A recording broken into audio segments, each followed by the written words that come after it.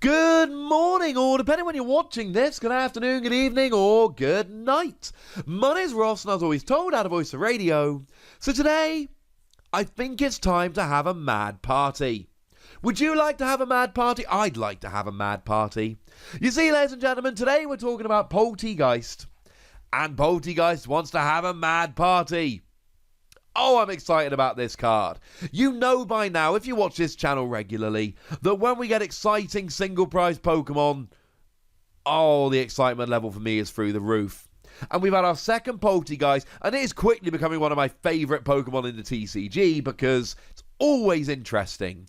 But we've actually got to talk about 4 different cards this video, so we should probably get rolling. So starting off then, looking at the basics, 60 HP is pitiful. Now, to be fair, it's the same as the other Polteageist had, but it's still pitiful. Now, having said that, I'm not terribly upset, because it does actually mean that you can use Professor Round's lecture to search out not just your basic, but it also means that you can search out Polteageist, which is going to give you more consistency. However, it does mean that your Sinisty's got 30 HP. So something like the Mew from Unbroken Bonds could just drop 3 damage counters using its attack for 1 colourless energy and actually get a KO here. You are gonna be really struggling to keep your Sinisty alive. And even when you evolve up, you're still gonna be struggling to keep your Polteageist alive. Low HP, ladies and gentlemen. Very low HP. Now, I do appreciate that you've got a retreat cost of 1 here. Gives you free retreat with U-turn board. But you're going to be KO'd before you get to retreat. I like the resistance to fighting. I like having a resistance, but, 60 HP. And as for the weakness to darkness, no, it's not great, but again, 60 HP. It means that someone that does 30 damage can get a KO. Evil Tau springs to mind. But again, who really cares? You got 60 HP. As a side note, Evil Tau actually does 40 if there's a stadium in play, but I still wanted to use it as an example. Frankly, ladies and gentlemen, expect this to be KO'd when you attack. Simple as that. Do not expect it to survive an attack. Okay. You're a psychic Pokemon, though. That means Mysterious Treasure to search you out. It means Spell Tag. If you're going to go down, you might as well drop 4 damage counters in the meantime. So, not all bad. Means you can use Malamar to accelerate energy, but I just don't think you're going to really need to. Plus, you're hitting weakness on Mewtwo and Mew, and that's kind of hilarious.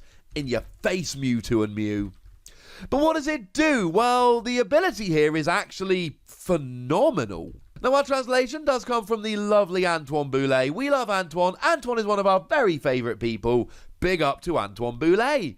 And apparently, the ability says, once during your turn, you may discard a Pokemon with the Mad Party attack from your hand and draw 2 cards.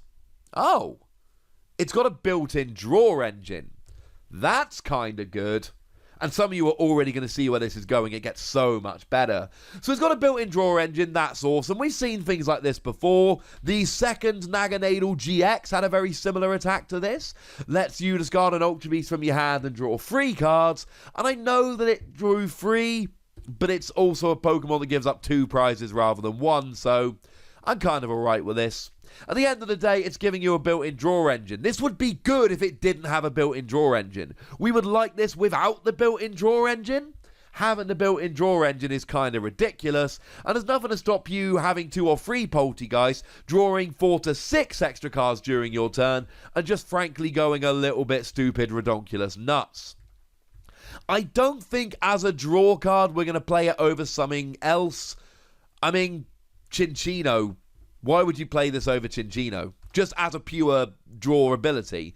Discard any card from your hand and draw 2 cards rather than it having to be a Pokemon with Mad Party, and it's got more HP. And if you really desperately want a 60 HP Stage 1 support Pokemon that draws cards, Pidgeotto lets you look at the top 2 cards, put 1 in your hand and the other on the bottom of your deck. And yeah, you only gain 1 card, but you don't have to discard anything, so call it a draw. Love the draw ability, but love it if you're playing Polteageist. It's not something you're going to drop Chinchino for. But then we get to the attack. 2 colourless energy. This attack does 20 damage for each Pokemon with the Mad Party attack in your discard pile. Oh look, it's one of them. We've seen this kind of attack before, ladies and gentlemen, and now it's back. And also, right, how good does the ability look now? Because now you want to discard a Pokemon with Mad Party so that you can draw 2 cards. But also you need Pokemon with Mad Party in your discard pile to do extra damage. So not only are you drawing 2 cards when you use the ability, but you're also increasing the amount of damage you're doing with Mad Party by 20. Oh, look how that worked out. Now at this stage, not unlike myself, you're probably thinking, well, hang on a second, Wassy. Can I please have a list of all the Pokemon with the Mad Party attack? And yes, you can. Now, the good one we've got here is Bunnelby. Bunnelby, for 2 colourless energy, has Mad Party. And the reason we like Bunnelby is very simply because it can use Twin Energy. Incidentally, Polteageist will also be using Twin Energy. Twin Energy is 2 colourless energy when attached to a non-GX, non-Pokemon V. So you attach it to Bunnelby, you attack, life equals good. Nice. And Bunnelby we love because it's a basic, and we love because it's just a Twin Energy. Same as Polteageist. Now, if we're looking at energy, really Polteageist, you're also going to be using triple acceleration energy. It can only be attached to an evolve, so it's no good for Bunnelby, and it will fall off at the end of your turn. Twin energy is better, but you'll notice Bunnelby's pathetic 40 HP to go along with Polteageist's pathetic 60 HP. So let's just say it's not going to be easy to keep these Pokemon on the field, which means your Twin Energy and your Triple Acceleration are going down. You could use Welder if you like. Attach 2 energy, draw 3 cards. You could use Tapu Koko Prism Star to accelerate a couple of energy and turn 2 of them into single energy attackers. You could use Malamar before it rotates. We've got plenty of options, but Twin Energy and Triple Acceleration are the best straight away. Now, we have 2 other Pokemon with Mad Party, but they're not as good. Dedenne has Mad Party and has 70 HP, which isn't great, but compared to the others, it's phenomenal. The problem is, it's a Psychic double colourless, which means you've basically got to be playing Malamar here, or maybe Welder with some Psychic energy as well. But then you need a Welder, 2 Fire Energy, and a Psychic Energy to get this rolling, which gets awkward. Though you would be able to draw the Psychic Energy off of the Welder and then attach it, but then if you whiff the Psychic Energy, you also whiff the attack, and you've used a Welder to put energy onto a 70 HP Pokemon that probably won't survive the next turn, which isn't ideal. The attack cost puts me off a little bit here. And then we've got Galarian Mr. Rime. Now, Galarian Mr. Rime is a Stage 1, but honestly, Galarian Mr. Rime is, for this deck, as Lampent was to Night March. More on that in a moment. It's an evolved Pokemon. You're not actually playing Galarian Mr. Rime. Galarian Mr. Rime is fine. He'll get his own video in a day or two. That's not the point here. The point of Galarian Mr. Rime right now is that it works as discard fodder. You can't start with it because it's a Stage 1, and you play it purely to discard with Polteageist Ability. Incidentally, Dedenne is also discard fodder. Polteageist and Bunnelby, they are your attackers. Galarian Mr. Rime is discard fodder. Yes, it's got 120 HP, which is way more than any of the others have. Double Polteageist, treble Bunnelby. But the reality of the situation here is, it's water double colourless. Maybe you play it with Frostmoth? But remember, Frostmoth cannot attach to non-water Pokemon, so if you're playing Frostmoth, you also have to play Quagsire, and then you accelerate the energy onto Quagsire, move it to the active Pokemon. It gets awkward. You're not playing Frostmoth here. This is discard fodder, but that's alright. You can't start with it, and we need some discard fodder.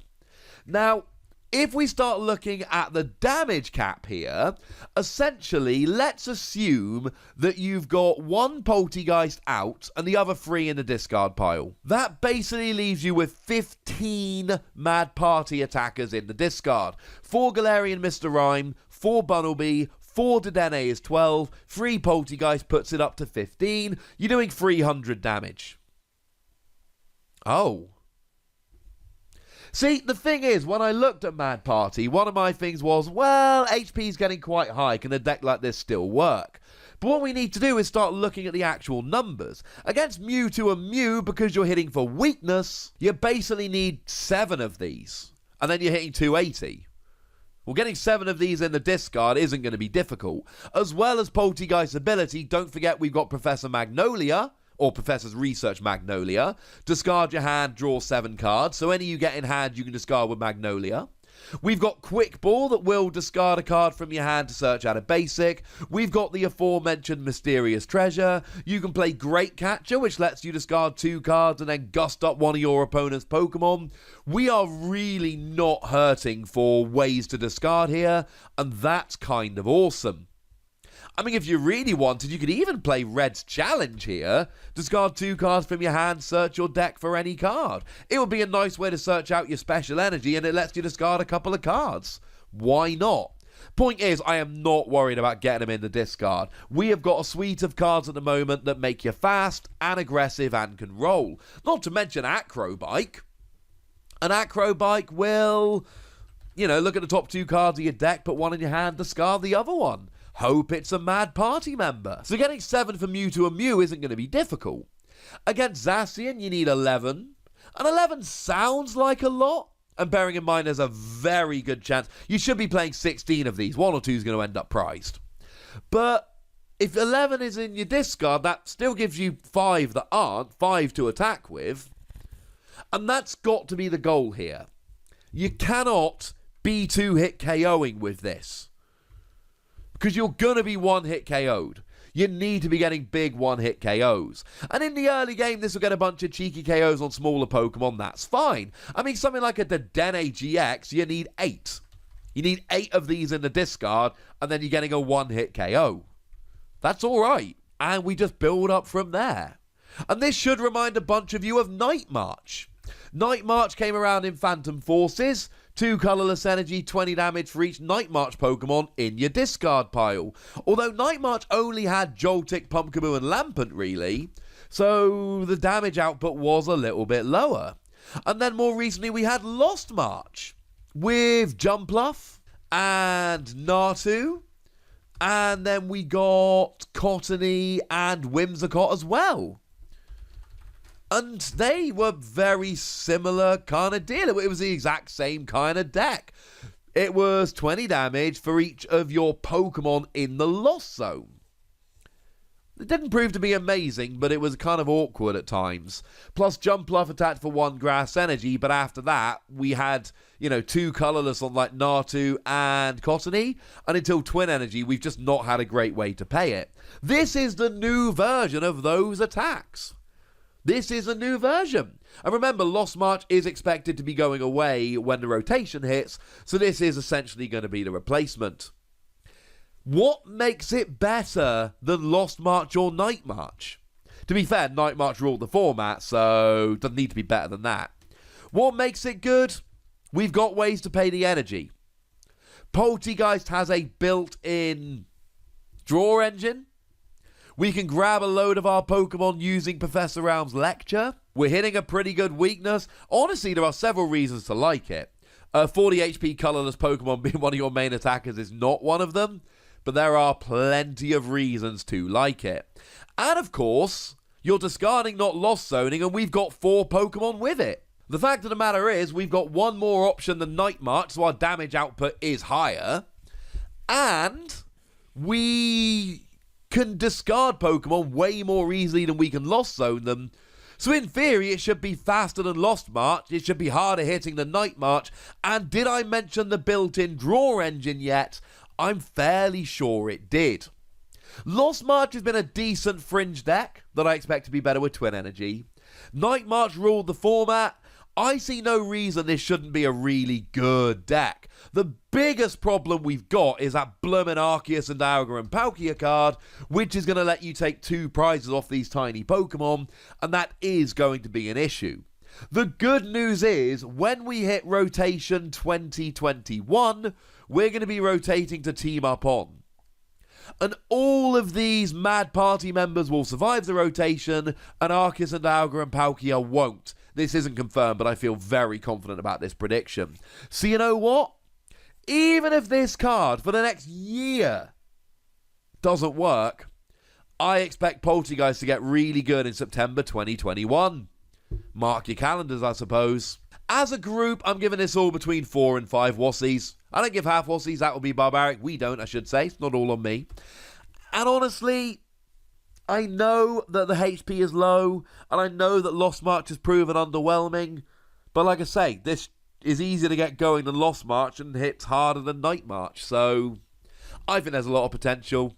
But whether you agree or disagree, I'd love for you to have a chat with me in the comment section. So go nuts, be nice. And then make sure you like this video, subscribe to this channel, follow me on Twitter at TheWassie, and Twitch for some live action at twitch.tv/PTCGRadio.